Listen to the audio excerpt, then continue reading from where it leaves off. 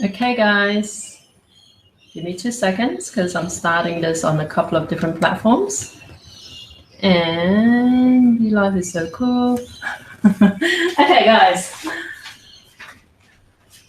Fingers crossed this works, okay? So for those of you who don't know me, my name is Jackie M. This is one of my live daily broadcasts this week in particular, leading up to Christmas. I'm doing basically Malaysian recipes that you could potentially take along to your family Christmas lunch or Christmas dinner, just for a nice little point of difference, right? And I was mentioning in yesterday's broadcast how, let me just give me 2 seconds while I share this out. And I mentioned in yesterday's broadcast how, coming from a big family with lots of siblings, we all are required to bring a dish. And when it comes to Christmas, you get the traditional standard fare like turkey and ham and seafood in my family. And then the rest, and then someone brings drinks, right? And then the rest of us on the fringe, because we never claimed our niche in the early days.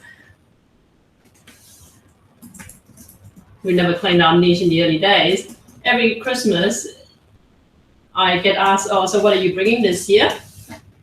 So this is basically the theme of this series of broadcasts, things that you could potentially bring to your family Christmas that could integrate well with your Christmas meal, okay? And just kind of like let people enjoy a touch of Malaysia in the process. And just give me a second while I plug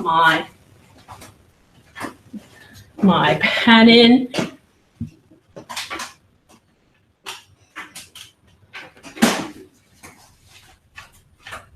So as usual, for those of you who are joining me for the first time, my name is Jackie M. My website is jackiem.com.au, and I'm a former Malaysian restaurateur based here in Sydney, Australia. Gave up the restaurant gig to look after my Down syndrome toddler. He's now 4.5 and he's over at childcare today, but usually you might see him sitting around here or just generally wandering around here in the background, okay? And so today, what I'm going to do, something I get asked about a lot, and I don't know if I've ever done it. I've got 240 odd videos on my YouTube channel. For those of you who are not watching this on YouTube, go and visit youtube.com/JackieM, and you'll come across all my videos there.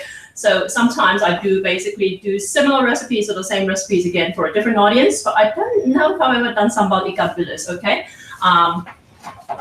So that's what I'm going to do today. And Sambal Ikan Bilis, one of the more popular recipes in my repertoire, just by virtue of, like I said, having run a Malaysian restaurant. A lot of people have wanted to know how to do this. And again, if you haven't actually, this video is on Facebook as well. My Facebook page is facebook.com/JackieMFood, okay? And if you go to the videos tab, you'll find a bunch of videos there as well, including some of these live broadcasts. I broadcast live daily, but on weekdays, but not just on whatever platform you're watching this from, right? I do it sometimes on YouTube, on Periscope, directly into Facebook, Style Time, all kinds of stuff. So a lot of them will be accessible via my Facebook page, which is facebook.com/JackieM. So just quickly going through the ingredients here. Just give me a second.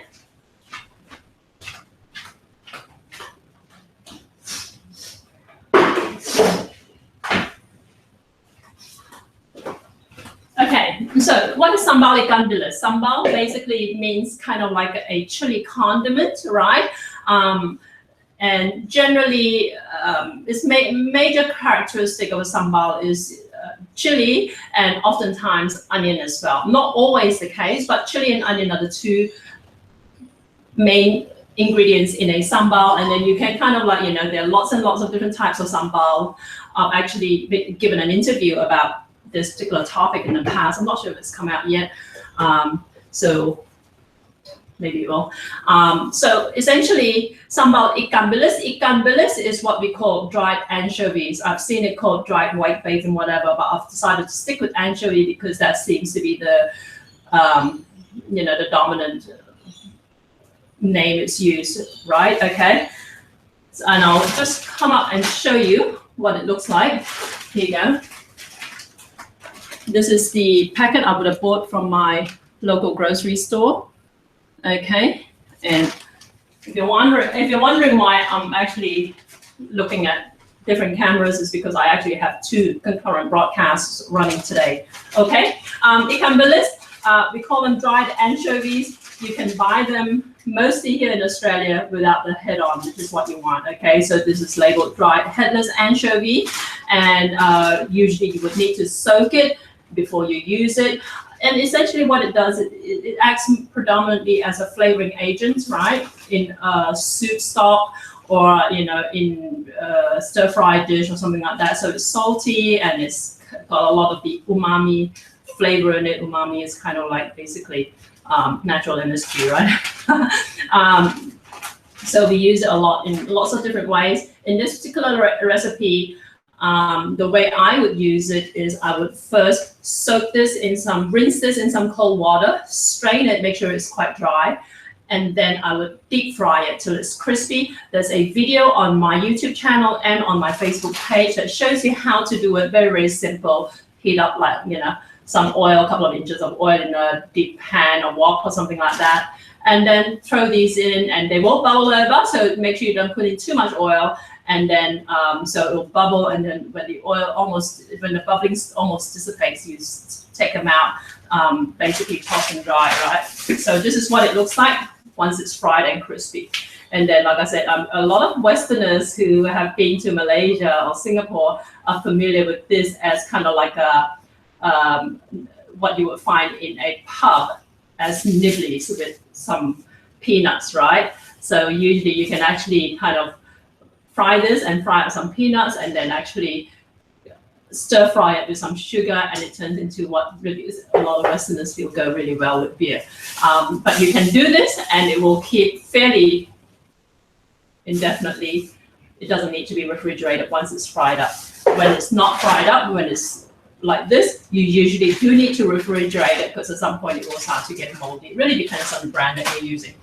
So what I'm doing here, I'm going to talk through a couple of different ways of doing this, right? I'm sticking with my recipe today because it's simpler, and also a reason why I'm doing this is I'm actually sending this out as a gift to one of the people who've reached out to me in the past online about the whole NOAA thing.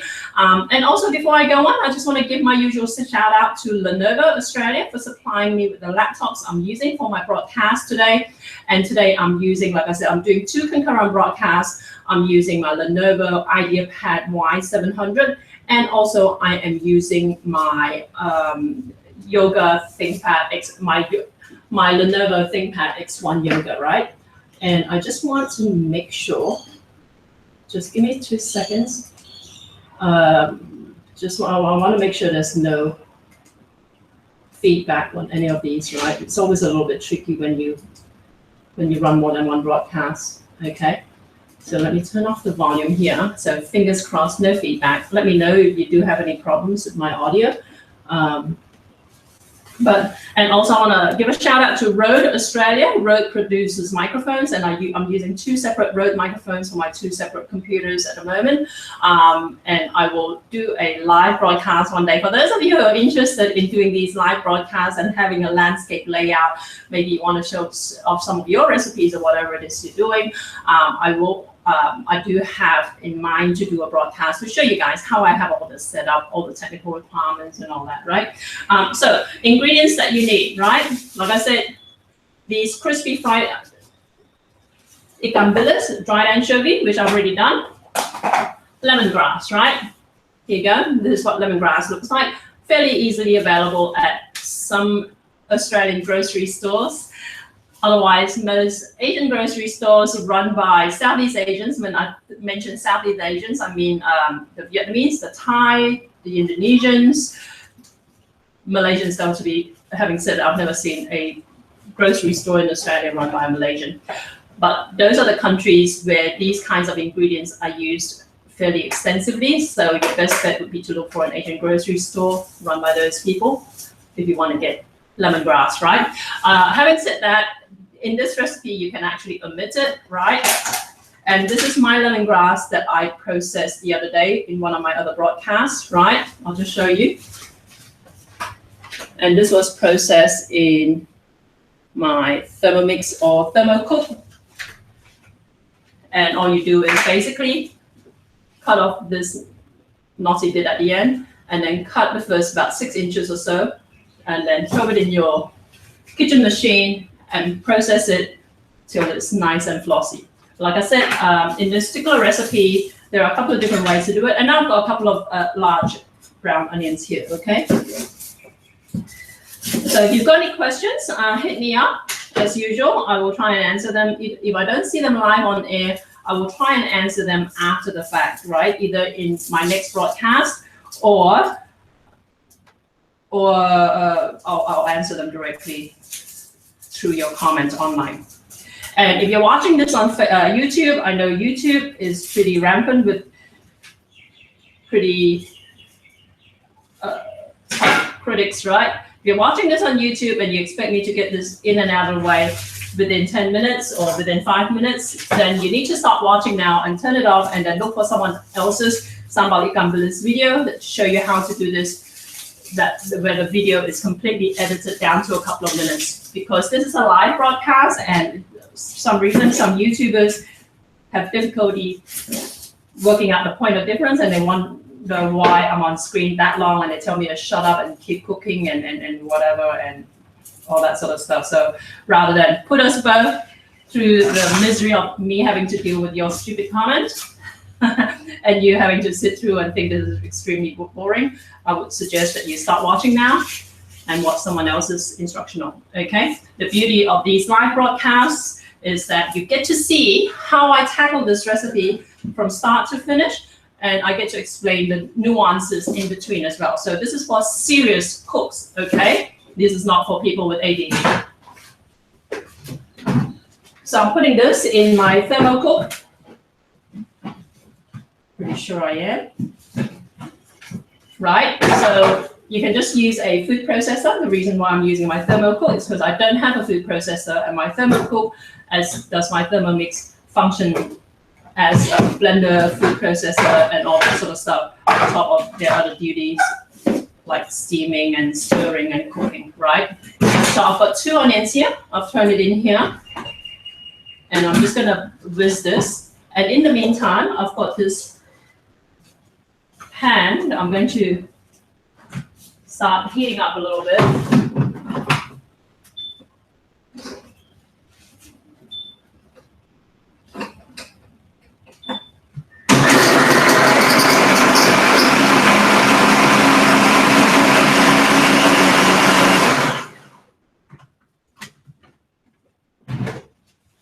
Okay, so this is whisked completely within 10 seconds. Okay, so there's puree.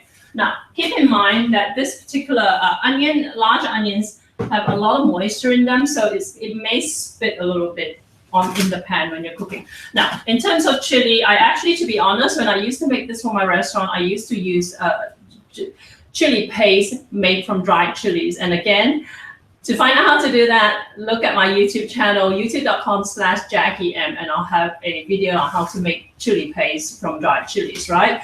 But I'm just going to use fresh chilies today because I don't want to have to show you how I soak the dried chilies and all that and then whatever. So now, chilies, I've covered this in my previous podcast. I can be a little bit liberal in terms of the type of chilies that I use, right? Usually in Malaysia, in a lot of Southeast Asian cooking, we're familiar with what we call big chilies, which are these here, or small chilies, which are bird's eye chilies, right? So this is a pack of big chilies, what we call big chilies. I don't know what the technical name for it is, right? And usually we would use a mixture of both this and the bird's eye chilies, because the bird's eye chilies provide this the spiciness, the heat, whereas the larger chili provides the body and the red aesthetics, right? But the other day I found some jalapeno chilies over in one of these inner city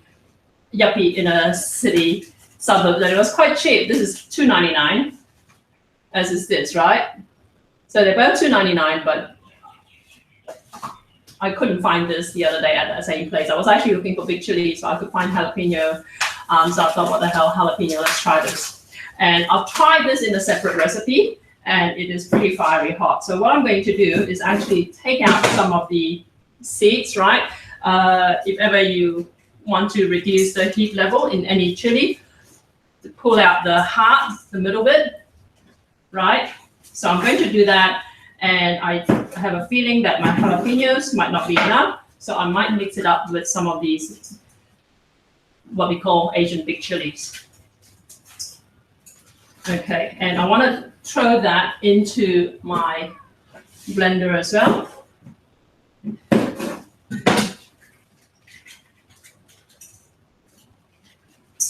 So I've got 3 so far. I'm going to throw one more in.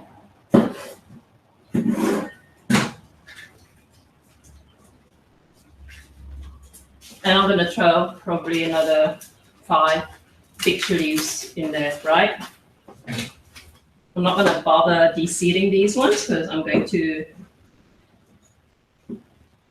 take in good faith that they're not going to be quite as burning hot.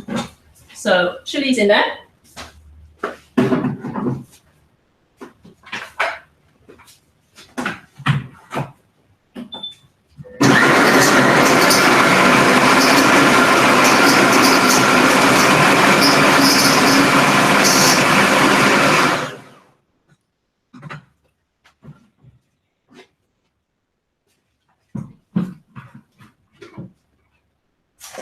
Right, so this is what I've got now, if you can see it. And I need a spatula, give me a minute.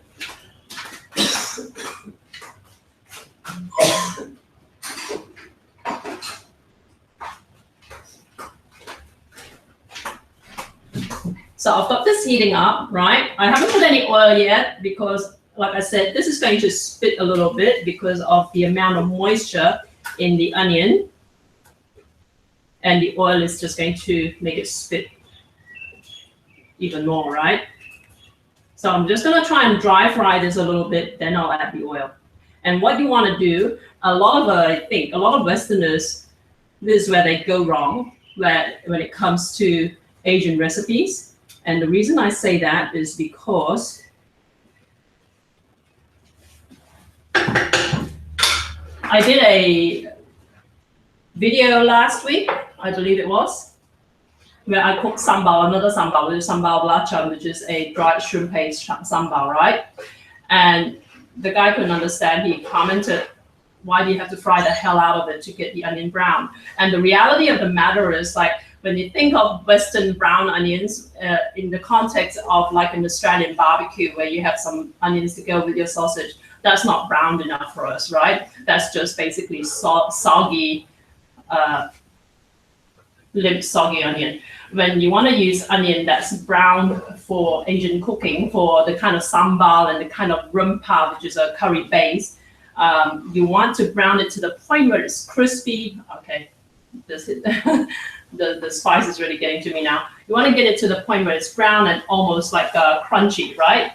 And this is where you need a lot of patience to fry this. And this is why I've mentioned this before in my restaurant. I'm just going to turn off the fan. Just give me a second.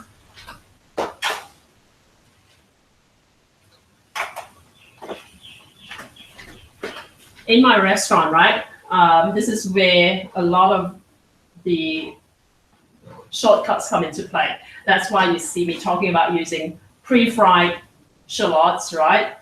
Fried dried shallots, or sometimes dried fried onions and that sort of stuff, because then it would save me having to just stand over a bit. I used to have a big frat pan that takes 80 liters, right? 80 liters is probably about 40 gallons or so, I think. Am I right? 80 liters of food. And I used to have like huge mountains of onion, fresh onion, and I'd throw in a drum of oil and I'll just stand over it and fry. Just stand over it and fry it for 5 hours straight. And sometimes even that is not enough, right? And all I get at the end of that is just onion that I can use in my other recipes. I haven't even, at that point, tackled producing any kind of dish yet, right? So this process does take a while. Like I said, you know, if you want a shortcut, you can use fried shallots, and that's what I ultimately ended up doing with a lot of my recipes when I was selling it at my restaurant. keep in mind, I always maintain fresh is always best, right? So it will be a little bit different, but you just kind of work out the trade-off, whether it's worth your effort to fry this up from scratch or whether you want the short and easy way of doing it, right? So a lot of the moisture has been absorbed here, so I'm going to add some oil into this.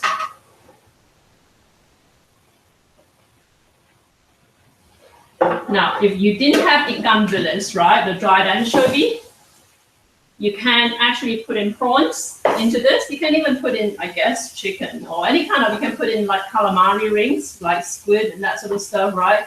So this is not uniquely for dried anchovies. But keep in mind, this dried anchovy has a bit of saltiness in it, right? So if you're using fresh prawns instead of this salted dried anchovy, you're going to have to adjust the flavor of the sambal and add more salt in here to balance out the flavor, right? Now, as far as the dried anchovies, right, I just want to point out this one here is made in Vietnam. It's from Vietnam, right? And this is the one that I buy because it's essentially closest to what I need and at a reasonable price. Sorry about this. It's quite spicy.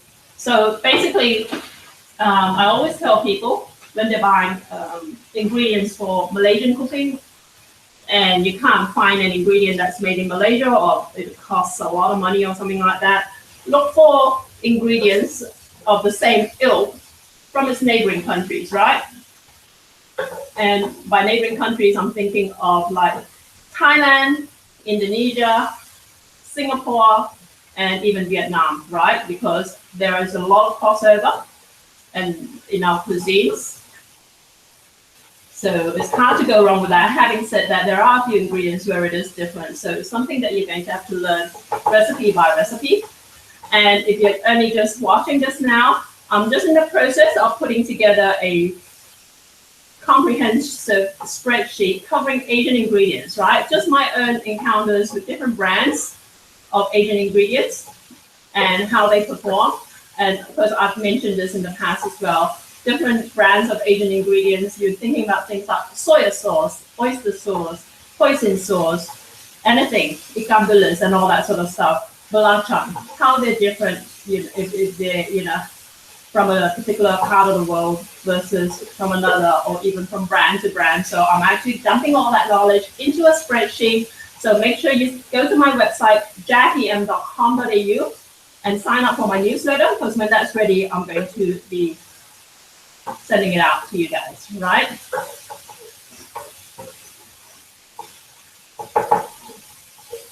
You can see how much oil I put in earlier, and a lot of it's been, all of it's been completely absorbed by this mixture, right?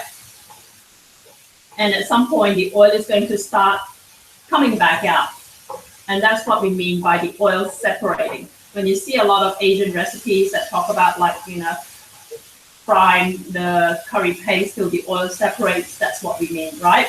And other ingredients that I'm going to put in here, I mentioned the lemongrass. Now, at this point, I just want to mention a couple of different variations to this particular recipe. Sambal Ikan Bilis, for all intents and purposes, is served with what we call nasi lemak, which a lot of Malaysians generally refer to as our national dish. And nasi lemak is essentially a coconut rice dish that comes with a number of different types of condiments. And the main condiment is the ikan bilis sambal, right? And then you might have some slices of cucumber, you might have some peanuts, you might have some curry if you're really extravagant, you might have some pickle, what we call achar and all that sort of stuff.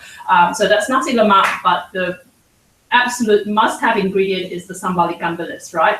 But having said that, right, I'm not expecting you to have to make all that to take this to family Christmas.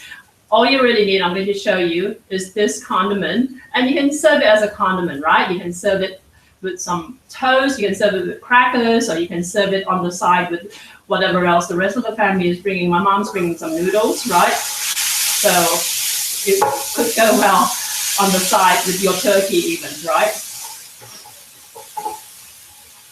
And as for different variations of this, you're going to find in Malaysia, usually with the nasi lemak, from stall to stall, they're going to be different. you might actually get the sambal at some stalls, where all you get is, if you can imagine the final product of this onion mash thing, essentially what it is, you might get a dollop of that and a sprinkle of some fried ikan bilis, right? The anchovies. And then you might get others where the two of them are combined and the ikan bilis is no longer crispy, it's actually been stewed in with the onion. And then you get others where you get the onion that's actually sliced thinly, right? You get onion rings as opposed to this mashed onion, or which is how my mom actually does it, my stepmom. And in my particular recipe, I'm going to put the lemongrass in, all mashed up like this, right?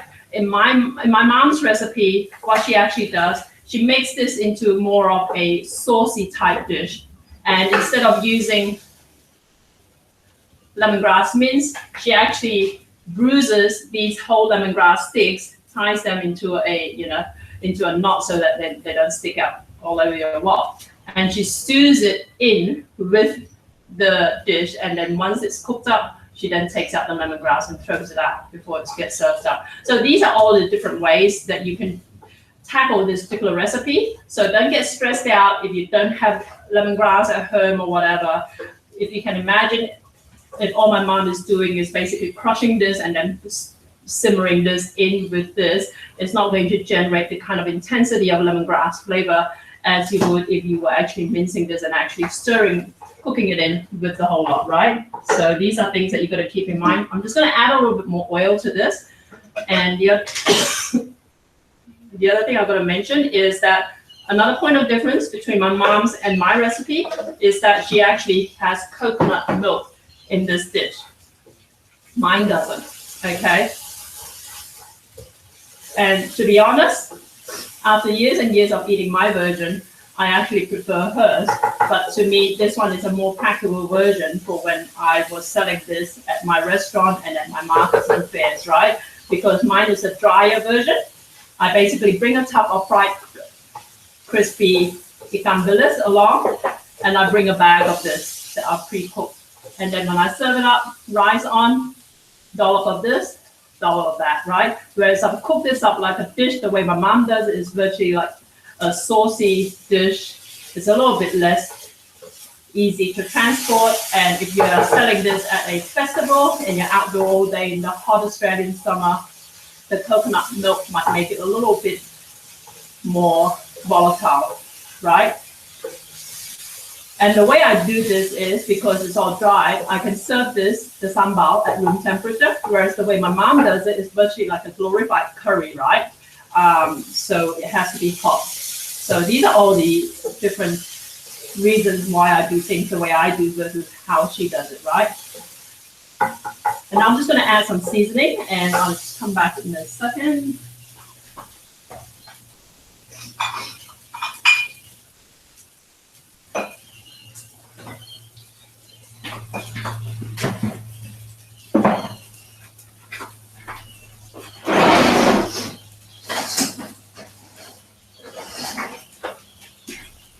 So what should this taste like? This should taste balanced between sweet and sour, right? Fair bit of sugar in this recipe, more so in mine than in my mom's.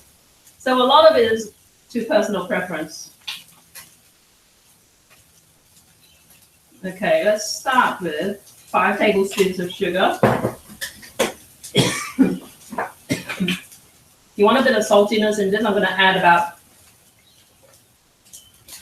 half a tablespoon of chicken powder. You can omit this. My mom does not use that in hers, I don't believe. My mom does put some soy sauce in hers, which is a very Chinese take on this recipe, right? In Malaysia, if ever you look for nasi lemak, if ever you travel to Malaysia or you go back to Malaysia and you want to have some nasi lemak, you're going to find the Chinese vendor of nasi lemak will have their version, and the Malay version will be different, and the Indian version as well will be different. The Indians actually use biryani rice, not biryani, what do you call it? Basmati rice, right? Whereas the Chinese and the Malays, we almost always only use jasmine rice in ours, right? So far I've got the onion and chili, and I've got sugar and some chicken powder. I'm going to add some tamarind. There's a tamarind concentrate, and the tamarind adds a sourness to this dish. You can, of course, get your own tamarind pulp and extract it. Again, I've got a video. I don't want to show you everything from scratch. I've got a video on YouTube, youtube.com/JackieYan, that shows you how to extract tamarind pulp, right? But it's pretty simple. It's a matter of basically simmering the tamarind pulp or tamarind seeds in some boiling water and then putting them through a sieve. It's just time consuming, which is why I just buy the tamarind concentrate, right? And the other ingredient I'm going to add is, this is it. I've used this quite a lot in my cooking, and if you know me, you will know what it is. I'm just going to hold it up. It's my two different cameras, right? Soda belacan, which is shrimp paste powder. If you don't have this, if you don't have any shrimp paste of any sort in your pantry, leave it out, right? It's not that big a deal. My mom, I don't think, actually even uses this. Shrimp paste is essentially preserved shrimp. It's salty. It's a little bit pungent. Just adds an extra dimension to your dish. But like I said, my mom doesn't use it in her recipe.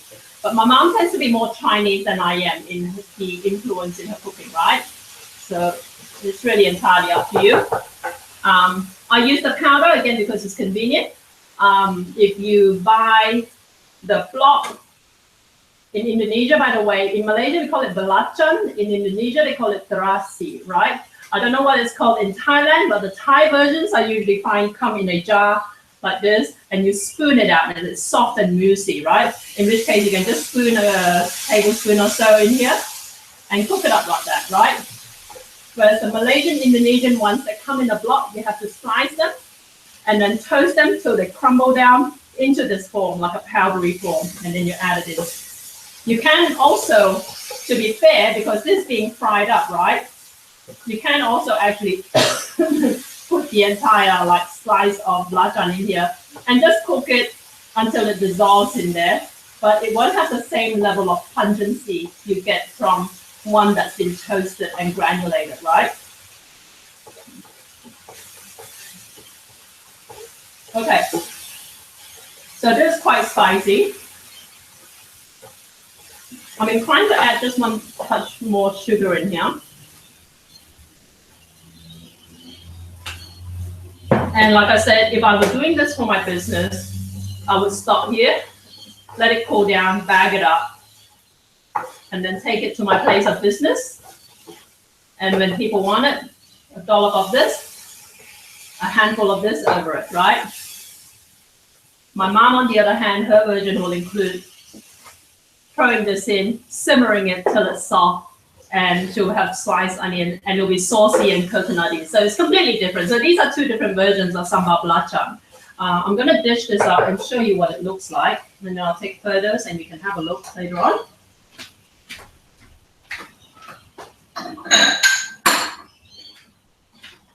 Now, how this is useful for your Christmas lunch? Like I mentioned, if you don't have the ikan bilis, you can throw in some prawns, right? You can throw in small prawns in there and then serve it on biscuits or something like that, crackers, or serve it with your with toast, or just have the sauce like this, right? Just have the sauce like this without the ikan bilis. You can see it.